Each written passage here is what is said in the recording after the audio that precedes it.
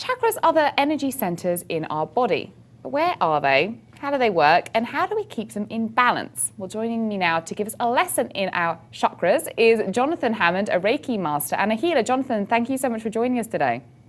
Hi, how are you? Good to see you. I'm doing really well. Thank you so much for being here. So just, break it down and also perhaps tell me how I'm supposed to say it. Chakra. What are they? Where do we find them in our body? Sure. You can say either chakra or chakra. I've definitely heard both.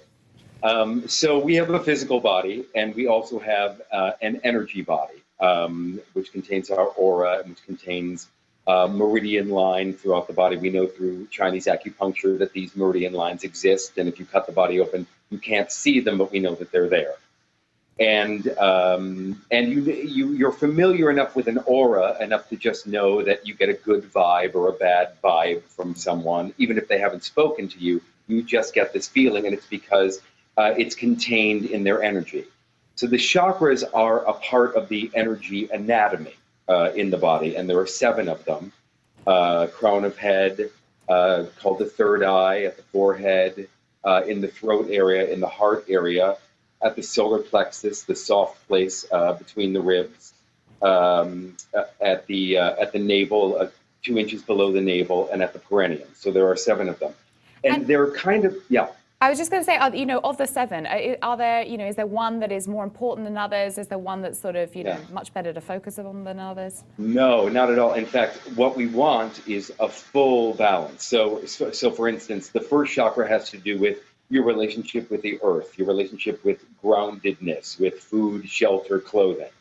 That is as important as the kind of transcendent qualities of this area, which has to do with love and compassion, etc. And that is just as important as how we think, how we intuit things, which is this area, as well as our connection to spirit. So the chakras are really about looking at them. They're about balancing the whole being, from the most basic needs to the most transcendent parts of ourselves. And so, Jonathan, I have a question actually from one of our commenters who's been listening. Sure. This is Tiffany G, who says, question, how can we recognize when a chakra is damaged or out of balance? What techniques can we use to, quote, put a Band-Aid on? Well, it's difficult to tell sometimes, except that something in your life isn't working. And there's just a sense of imbalance. There's a sense of some parts of your life are going well, some parts of your life aren't. Career might be going well, but you feel stifled in how you communicate, or you may be a very spiritual person, but you can't pay your rent, or you may be extremely emotional, but you can't express your emotions. So you'll just get a sense of being off balance, a sense that there's something wrong, whatever it is that you have to work on. Most people do have some kind of a chakra that is off, 1 or 2 that are off that could use work, that aren't spinning. And there's lots of reasons for that. Our belief systems, our relationships, if they're healthy or not healthy for us, our career, our living situation, our financial situation. So you'll know if you feel off, if that makes sense. And so, I'm really intrigued, Jonathan, because you're a Reiki master and a healer. When was the first time that you became aware of the chakras within you? And were you off balance? Was that how you kind of came to sort of discover this, continued this journey?